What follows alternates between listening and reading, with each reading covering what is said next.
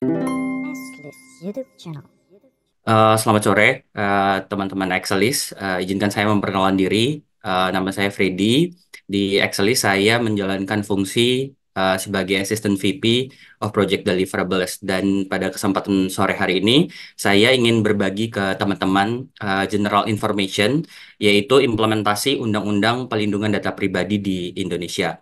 Nah, sebelum kita nanti dig in tentang sebenarnya apa secara overview isi Undang-Undang Pelindungan Data Pribadi, kita coba cek dulu beberapa berita yang cukup menarik yang kita perlu untuk simak sebelum nanti kita bisa paham sebenarnya konteks kenapa kita perlu Undang-Undang Pelindungan Data Pribadi.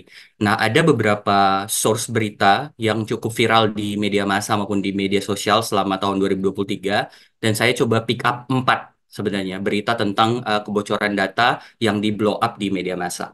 Yang pertama, teman-teman bisa lihat di tahun 2023 di bulan Mei itu di CNN dirilis berita bahwa Bank Syariah Indonesia atau Bank BSI ini kena serangan ransomware Lockbit 3.0 di mana total data yang dicuri lewat serangan ini mencapai 1,5 terabyte yang di dalamnya terdapat data 15 juta nasabah Bank BSI. Data-data apa saja yang dicuri? Yaitu yang data nama, nomor ponsel, alamat, saldo di rekening, bahkan sampai riwayat transaksi in detailnya pun itu bocor data ke 15 juta nasabah ini. Dan bukan hanya data nasabahnya, tapi data seperti data legal dari Bank Syariah Indonesia, data NDA, Non-Disclosure Agreement juga itu bocor.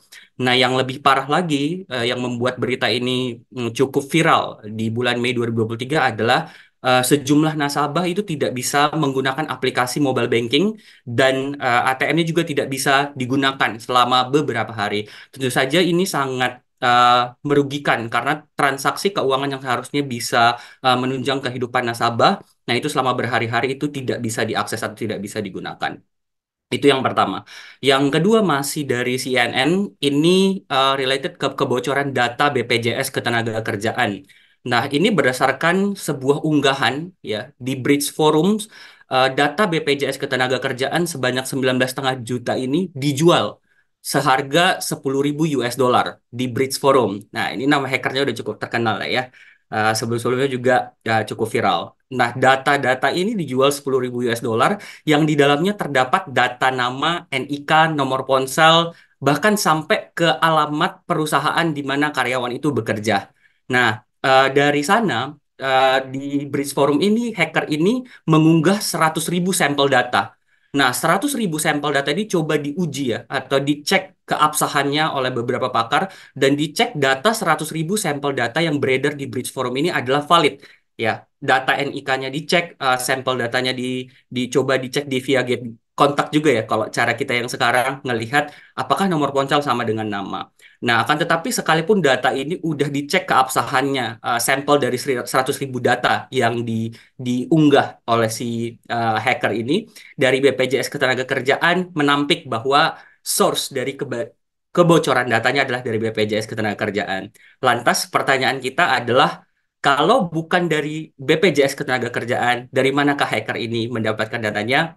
Ya jawabannya kita juga nggak tahu. Karena tidak ada pihak yang mengambil responsibility atas kebocoran data ini.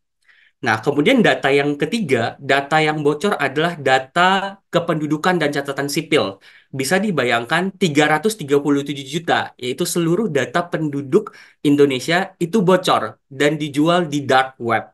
Nah, data-data apa aja yang bocor? Data dari nama lengkap, NIK, ya, nama ayah, nama ibu, NIK ayah, NIK ibu, gitu ya, nomor akta kelahiran, semua bocor di sana, gitu. Nah, balik lagi, ketika data ini coba di cross check ke keabsahannya, kebocoran data ini oleh beberapa pakar, disimpulkan datanya valid. Namun dari Kemendagri menyampaikan informasi bahwa sumber kebocoran data ini bukan dari Kemendagri. Ya, balik lagi dibantah. Nah, kita juga nggak tahu. At the end, hasil investigasinya sumber kebocoran data sebanyak 337 juta ini dari mana asalnya. Nah, yang terakhir ini data paspor. Ya, jadi sangat bervariasi ya, teman-teman, data yang bocor. Mulai dari data bank account, ke ketenaga kerjaan, ke kependudukan, sekarang ke paspor. Nah, ini sebanyak 34 juta data paspor yang bocor. Ini dijual seharga 10.000 US dollar juga. oleh hacker di dark web juga. Nah, ini ketika diklarifikasi juga ke bagian imigrasi, kembali pihak imigrasi membantah bahwa data yang bocor ini bersumber dari imigrasi. Nah, dari sini saya coba merenung sebenarnya, atau kita bisa berpikir, selama ini kan kita bertanya ya, kira-kira kok selama ini nomor handphone saya gitu ya bisa dikirimin pesan oleh orang yang kita tidak kenal gitu ya, mengirimkan pesan-pesan yang sebenarnya spam. Misalnya contoh hari ini kita diberitahu bahwa kita memenangkan undian kulkas 3 pintu gitu kan. Tolong diklaim dengan cara menghubungi nomor yang apa gitu ya. Terus besoknya kita dapat lagi informasi ini pinjol bunga 0% gitu ya. Kalau daftar sekarang dapat iPad gitu kan. Banyak kayak pesan-pesan spam yang kita terima yang kita nggak tahu sebenarnya mereka ini dapat nomor kita dari mana. Kita bukan selebritas yang nomornya atau kontak personnya itu terpampang nyata gitu ya di akun sosial media kita, tapi mereka bisa dapat. Nah, teman-teman bisa mulai apa ya melihat bahwa trennya dari mana data-data kita yang sebenarnya kita tidak pernah membagikan ke orang tidak kenal, tapi ada orang-orang yang tidak kenal yang bahkan tidak ada irisannya dengan circle kita bisa mendapatkan data dan menghubungi kita. Gitu. Nah, kita kan orang biasa ya. Kalau orang biasa kita merasa annoying kalau dapat pesan-pesan yang memang kita tidak inginkan dikirimkan ke kita. Nah, teman-teman coba bayangkan kalau orang-orang yang under spotlight kayak pejabat pemerintah yang banyak orang kenal gitu ya, atau penyanyi terkenal atau bintang film, teman-teman bisa bayangkan nggak impact kalau kebocoran data ini terjadi pada mereka? Tentunya impactnya nggak akan segede ke kita kalau kita lebih merasa annoying aja ya karena kita orang biasa, tapi bagi mereka ketika misalnya nomor handphone mereka bocor, diretas gitu ya, kemudian juga catatan medis, apalagi misalnya pejabatnya atau artisnya punya penyakit menular. Nah, bisa dibayangkan kan betapa impact-nya kepada mereka, itu mereka merasa tidak aman untuk melakukan apapun. Bahkan bisa menuju kepada kehancuran karir juga gitu ya. Nah, dari sini kita bisa coba simpulkan bahwa sekarang ini kita darurat butuh undang-undang pelindungan data pribadi berdasarkan case-case yang kejadian di tahun 2023. Nah, maka dari itu kita akan masuk ke 3 poin sebenarnya kenapa akhirnya Undang-Undang Nomor 27 tahun 2022 itu akhirnya disahkan dan ditandatangani oleh Presiden Jokowi di tanggal 17 Oktober. Ada 3 hal yang melatar belakanginya. Yang pertama itu Undang-Undang Dasar 1945 pasal 28G ayat 1 ya. Bunyinya itu setiap orang berhak atas perlindungan diri pribadi, keluarga, kehormatan, martabat, dan harta benda yang di bawah kekuasaannya, serta berhak atas rasa aman dan perlindungan dari ancaman ketakutan untuk berbuat atau tidak berbuat sesuatu yang merupakan hak asasi. Nah, jadi kita bisa lihat bahwa Undang-Undang Dasar 1945 ini mengamanatkan bahwa perlindungan pribadi yang di dalamnya adalah data pribadi ini termasuk hak asasi manusia. Maka ketika Undang-Undang Nomor 27 ini disahkan oleh DPR dan ditandatangani oleh Presiden, ini merupakan amanat dari Undang-Undang Dasar tahun 1945. Itu yang pertama. Yang kedua, supaya teman-teman juga aware bahwa Indonesia itu adalah ekonomi digital terbesar di Asia Tenggara. Nah, berdasarkan satu report yang dirilis oleh We Are Social, saat sebuah creative agency global yang memang ekspertisnya di bidang sosial media, mereka merilis report atau data bahwa per Januari 2023, jumlah pengguna internet di Indonesia itu 213 juta orang. Atau itu setara dengan 77% dari total populasi Indonesia itu mengakses internet. Nah, kalau kita compare populasinya ke dunia, kalau di dunia penduduknya ada 8 miliar, berdasarkan data yang dilakukan oleh agensi ini, pengguna data internet di dunia adalah 5 miliar.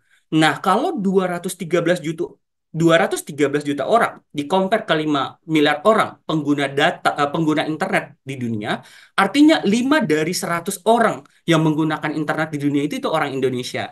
Nah, ini menjadikan kita, negara Indonesia, menjadi potensi market digital yang sangat besar, gitu ya. Salah satu terbesar di dunia. Kalau di Asia Tenggara, of course, kita yang pertama, gitu ya. Itu nggak terbantahkan lagi. Nah, dengan adanya potensi ini, digital market ini, pemerintah melihat ini sebagai peluang. Nah, peluang ini dijadikan pemerintah untuk berkomitmen memperkuat digital trust di Indonesia dengan disahkannya Undang-Undang PDP. Karena tanpa Undang-Undang PDP, isu kebocoran data akan terus berulang-ulang kali terjadi yang membuat sebenarnya customer atau bahkan kita sendiri sebagai bangsa Indonesia, kita kehilangan kepercayaan untuk bertransaksi digital pun kita enggan gitu karena kita tidak punya landasan hukum atau kepastian hukum bahwa data pribadi kita dijamin dan dijaga kerahasiaannya. Nah, itu yang kedua. Yang ketiga, sebelum Undang-Undang Nomor 27 Tahun 2022 ini disahkan, sudah ada negara-negara terlebih dahulu yang menerbitkan dan mengimplementasikan Undang-Undang Privasi dan Keamanan. Ya, salah satunya yang paling terkenal karena memang ini sangat stringent, sangat strict rules-nya dan sangat susah untuk di-follow adalah European Union's General Data Protection Regulation atau GDPR.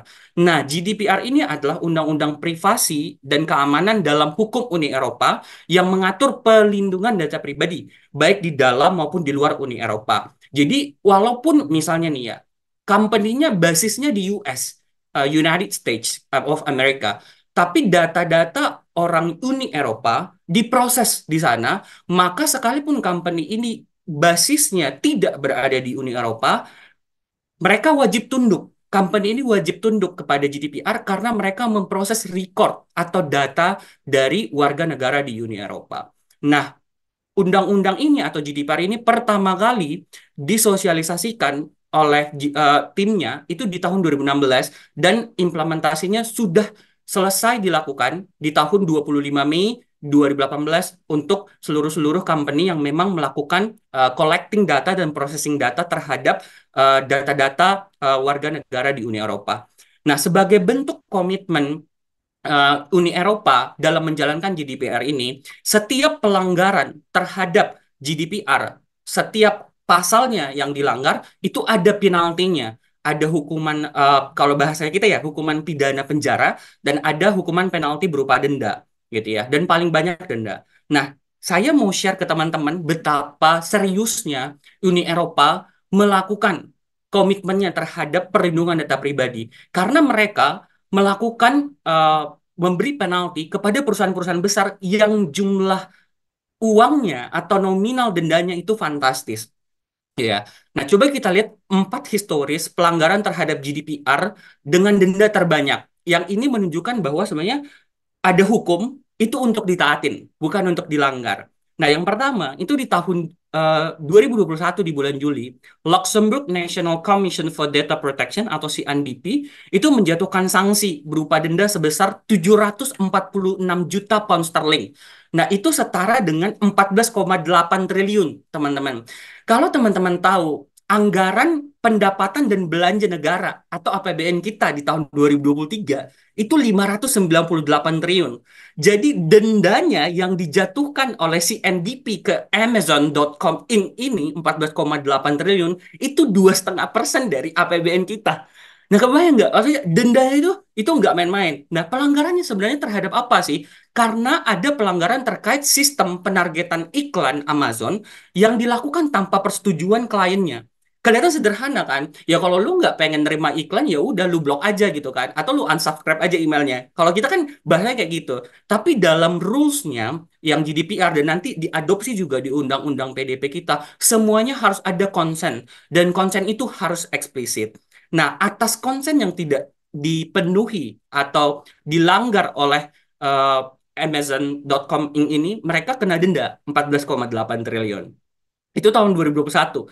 Di 2022, ini tiganya uniknya adalah yang kena itu adalah Meta. Nah, coba kita lihat satu-satu. Yang di tahun 2022 di bulan September, itu Ireland Data Protection Commission itu menjatuhkan denda sebesar 405 juta pound sterling ke Meta Ireland atau Meta Irlandia. Karena pelanggaran yang mereka lakukan, jadi mereka ada punya Instagram bisnis, itu bisa dibuat account-nya untuk anak-anak gitu ya. Nah, akan tetapi mereka melakukan kesalahan atau pelanggaran di mana anak-anak atau remaja yang membuat Instagram bisnis ini secara otomatis email mereka dan alamat email dan nomor telepon mereka itu tersedia ke publik. Orang bisa lihat gitu. Nah, itu juga pelanggaran terhadap privasi data anak. Nah, di Undang-Undang PDP kita juga diatur bahwa untuk anak-anak maupun orang yang penyandang disabilitas itu ada undang-undang yang concernnya harus diwakilkan oleh orang tua atau wali dari anak-anak tersebut atau penyandang disabilitas. Nah, dalam konteks ini di September 2022, Meta gagal gitu ya membuktikan bahwa mereka sudah mendapatkan konsennya.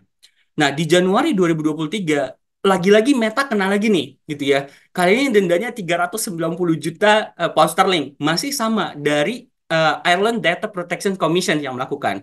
Nah, untuk kali ini mereka masih sama, kena konsen lagi.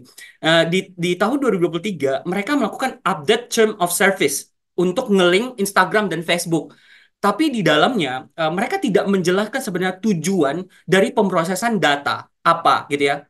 Yang ada cuma mereka kasih term of service of update-nya apa, kemudian kita harus setuju. Kalau kita nggak setuju, kita nggak bisa akses Instagram dan kita nggak bisa akses Facebook.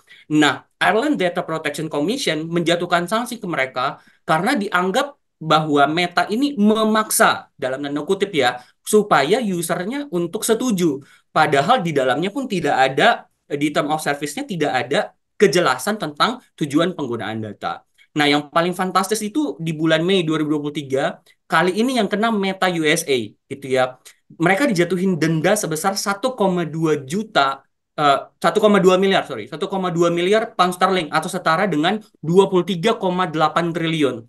Nah, ini pelanggarannya karena ada transfer data pribadi dari tadi warga negara atau penduduk citizen Uni Eropa yang datanya ditransfer ke Meta Amerika Serikat tapi tidak menggunakan mekanisme perlindungan data yang memadai. Contohnya tidak pakai Secure Socket Layer SSL atau Secure Shell atau SSH ataupun yang lain-lain. Nah, mereka dijatuhin denda 23,8 triliun. Nah, untuk kasus ini dari Meta mengajukan keberatan yang di Mei 2023 dan kasusnya masih bergulir sampai hari ini. Nah, dari sini kita bisa melihat bahwa komitmen yang tinggi dari pemerintah Eropa ini menunjukkan bahwa mereka sangat mendukung hak asasi manusia, di mana manusia itu berhak untuk merasa aman. Nah, bagaimana dengan di Indonesia? Nah, Indonesia kita bergerak ke arah sana sampai pada puncaknya di 17 Oktober 2022 dikeluarkan Undang-Undang Nomor 27 Tahun 2022 tentang Pelindungan Data Pribadi.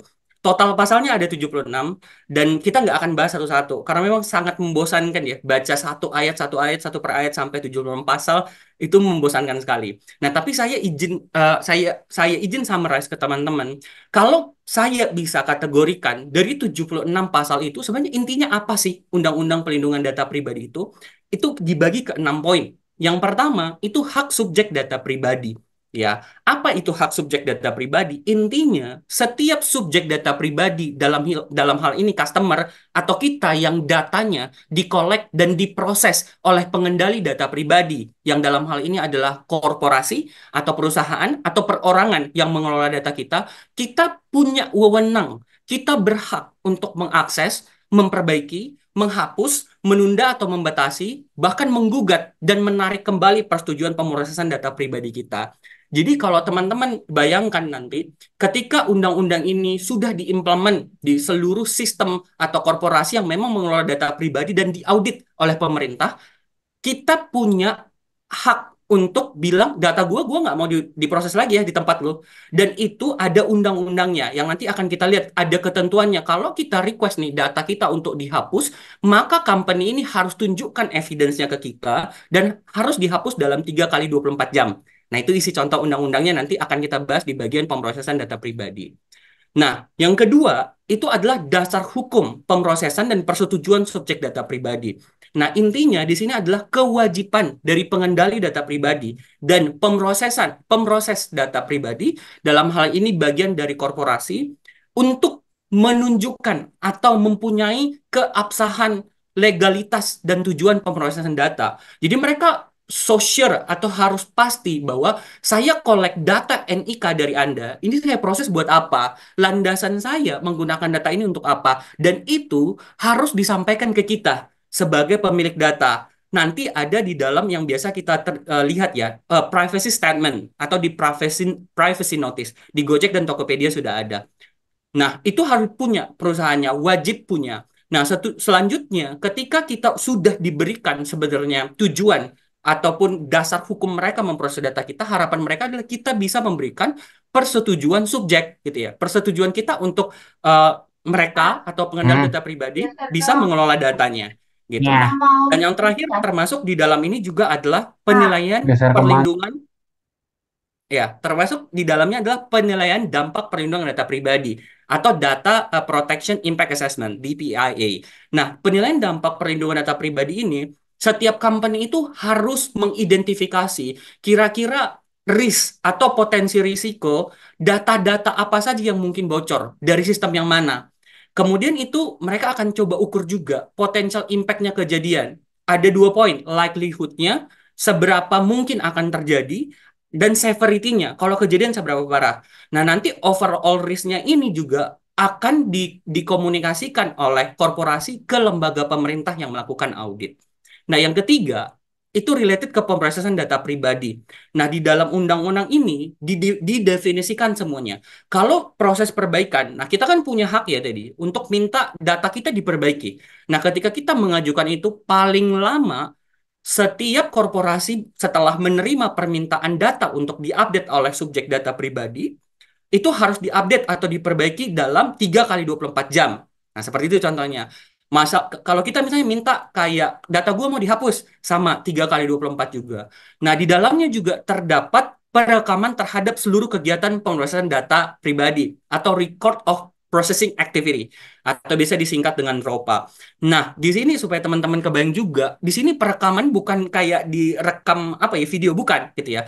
Tapi nanti setiap data pribadi yang dikelola oleh company itu akan ada catatan filenya di mana di dalamnya setidaknya memuat 5 informasi gitu ya. Data apa aja sih yang diproses? Terus kenapa? Yang kedua, kenapa data itu harus diproses? Yang ketiga, bagaimana datanya diproses? Caranya gimana gitu kan? Yang keempat, di mana tempat pemrosesannya, di mana datanya disimpan. Dan yang terakhir adalah siapa yang dikasih akses terhadap data itu. Nah, jadi teman-teman kalau kelihatannya undang-undangnya sederhana, tapi coba teman-teman bayangkan ya. Misalnya kayak teman-teman sekarang kan pasti ada under klien kita. Sebut saja misalnya klien kita di Toyota Astra Motor. Nah, itu kan setiap data penjualan mobil itu ada data NIK, data lain-lain gitu kan. Nah, teman-teman bisa kebayang nggak sih? Itu harus dibuat ROPA-nya tadi, Record of Processing Activities, di mana itu harus ditulis gitu loh. Data yang kita proses itu data apa aja, itu didetailin. Itu baru di satu sistem nih, misalnya sistem NDPS. Nanti di sistem Orca itu beda lagi, harus dibuat masing-masing. Terus di sistem TELAS dibuat lagi. Nah, kelihatan sederhana undang-undangnya, tapi dalam hal menjalankannya ini ribet banget ya dan sangat menjelimet.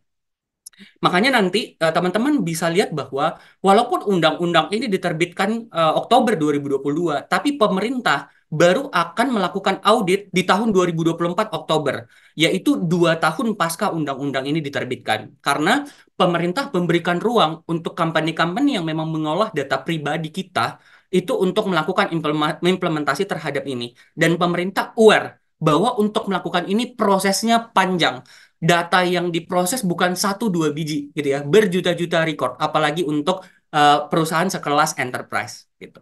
Nah, selanjutnya yang keempat adalah keamanan data pribadi. Yang intinya sebenarnya ini memastikan keamanan dan kerahasiaan yang di dalamnya tadi teknis untuk data kita diprotek itu gimana sih?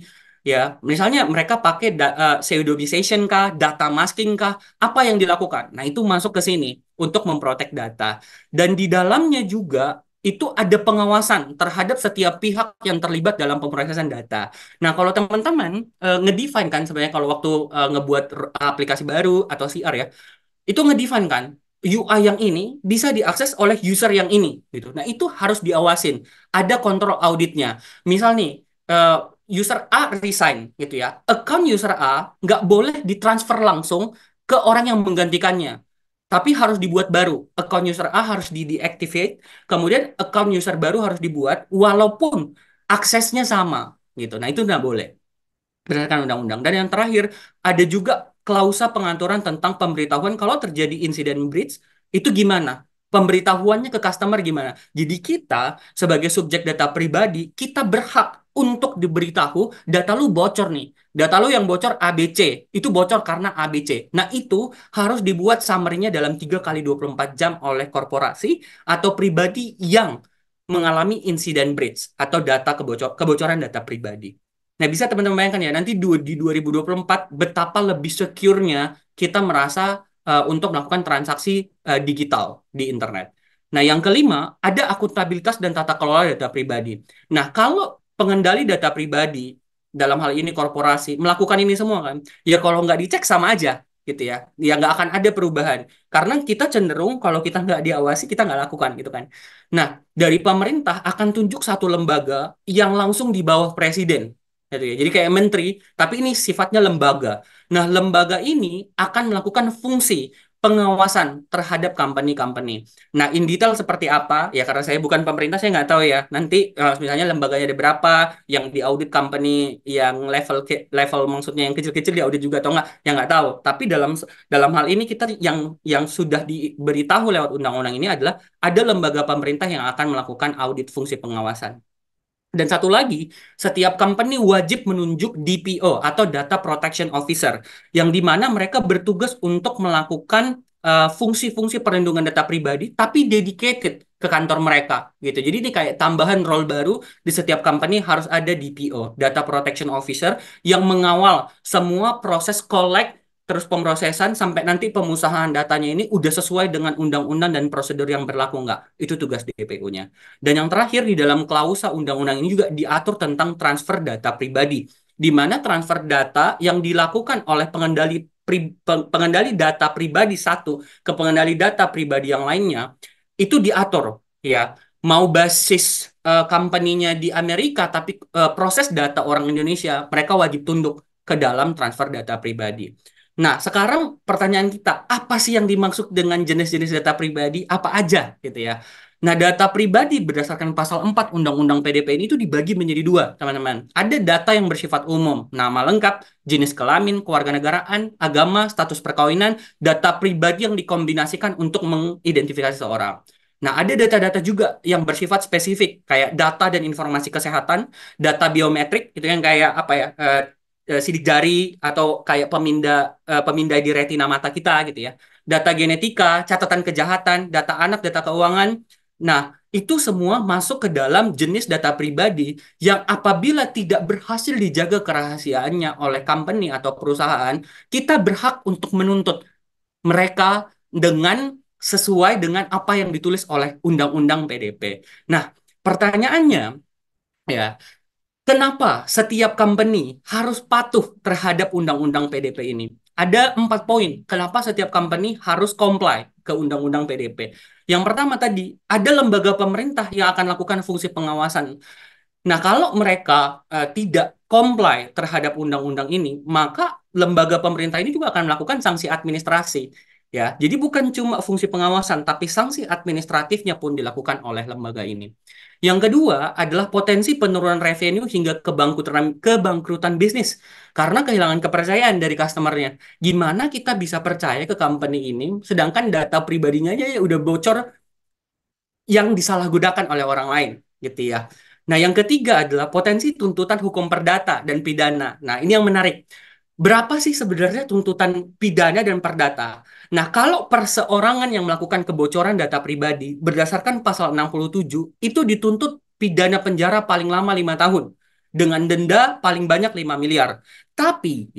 Tapi kalau korporasi yang melakukan kebocoran data, insiden breach ini, atas kelalaian korporasi maksudnya ya, bukan perorangan, tapi kelalaian korporasi, maka korporasi akan mendapatkan denda paling banyak 10 kali dari 5 miliar ini. Gitu ya, atau dalam dalam perhitungannya 50 miliar, dendanya bisa sampai itu. Nah, itu diatur di pasal 67 sampai 69. Nah, yang paling beratnya adalah di pasal 70, seluruh atau sebagian tempat usaha dari company akan ditutup. Gitu. Dan yang terakhir adalah adanya potensi juga tuntutan hukum lain di luar Undang-Undang PDP. Contohnya kayak tadi ya, ada case pejabat di mana data rekam medisnya itu bocor ke publik. Dan orang-orang mulai tahu misalnya pejabat ini kena penyakit AIDS gitu ya. Nah, ini kan mencemarkan nama baik dia. Dia bisa menuntut korporasi ini atas undang-undang pencemaran nama baik gitu loh. Data gua udah bocor, terus gua juga udah difitnah nih segala macam, dituduhnya AIDS karena apa lalala padahal tidak seperti itu faktanya. Nah, ini yang menyebabkan sebenarnya company-company sekarang apalagi yang enterprise cukup panik dalam tanda kutip karena kalau tidak ada hukum yang mengikat. Jadi nggak bisa lagi kayak oh ada aturannya ya. Kita coba kompleks sebagian nggak bisa seperti itu. Tapi enterprise bahkan company-company yang medium to low juga secara bisnis mulai ketar-ketir untuk coba eh, memahami sebenarnya isi konteks undang-undang PDP dan bagaimana implementasinya. Nah, secara sederhana, ini slide terakhir saya. Secara sederhana, gimana sih konsep penerapannya? Ya, ini kelihatan cuma slide itu cuma satu penerapannya, tapi checklistnya itu teman banyak. Satu, dua, tiga, empat, yang kalau dilakukan itu 6 bulan belum tentu selesai, gitu ya. Tapi secara sederhana, apa sih sebenarnya? Gimana konsep penerapan Undang-Undang PDP in general pada sistem informasi atau aplikasi yang dipunya oleh setiap perusahaan? Nah, teman-teman bisa lihat dulu di eh, bagian kotak-kotak warna ungu ini adalah siklus hidup data pribadi, ya. Siklus hidup data pribadi itu tuh dimulai dari pengumpulan data pribadi, ya. Data kita dikolek, entah itu via kuesioner kah, atau kita ngisi link survei, atau misalnya data kita didapat dari third party, gitu ya. Intinya data dikumpulkan.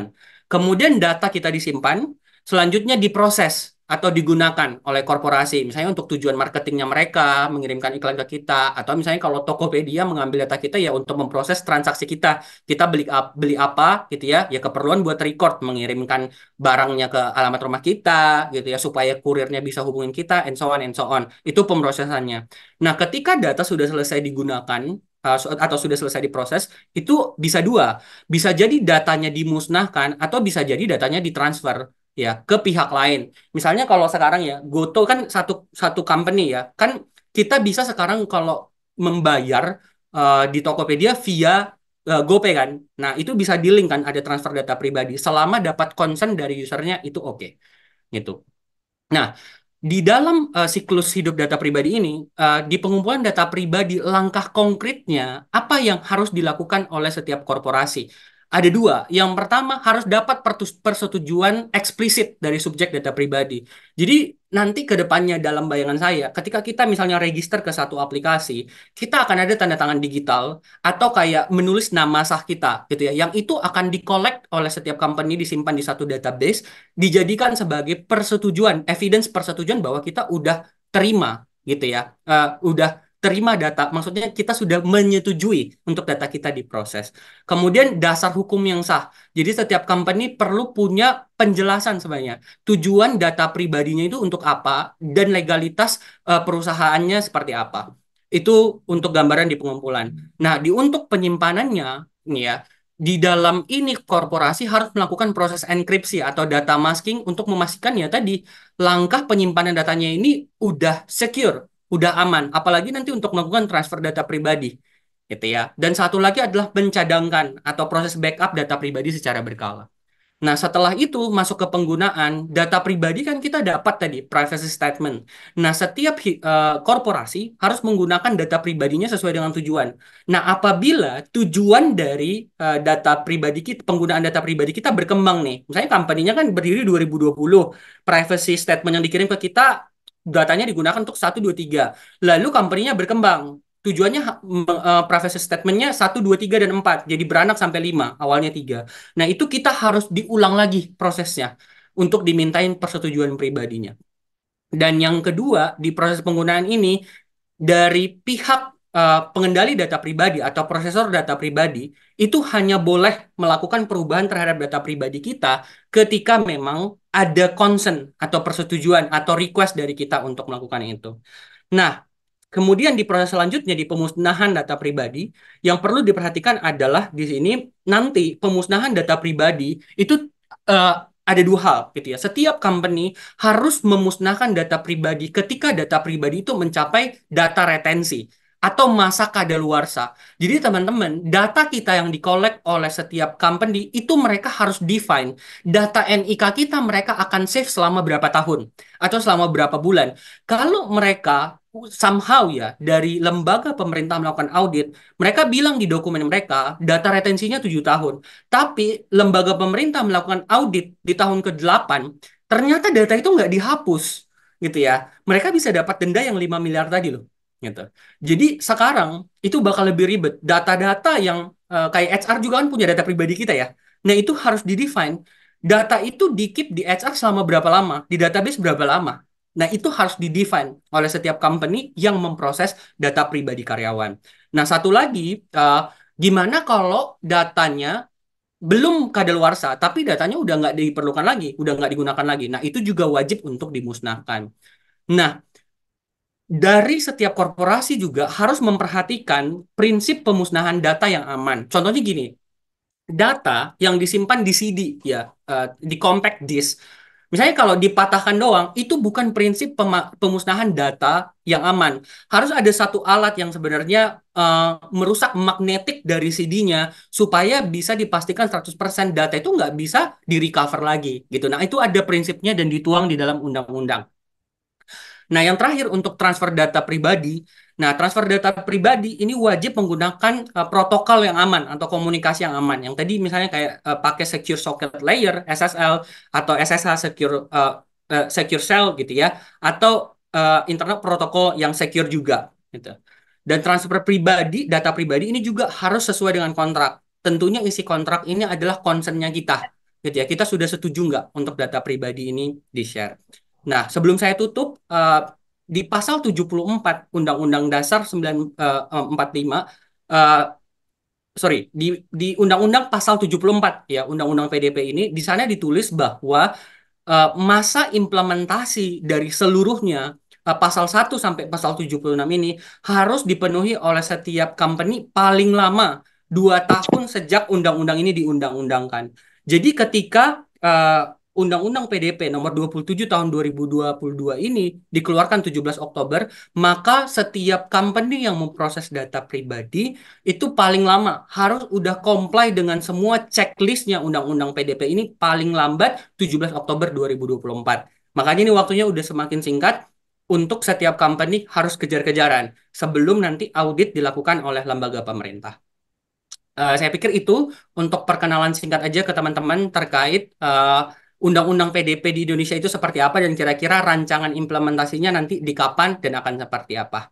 Eh, dari saya sekian dan terima kasih. Saya kembalikan ke moderator kalau misalnya dari teman-teman ada yang ingin bertanya. Thank you.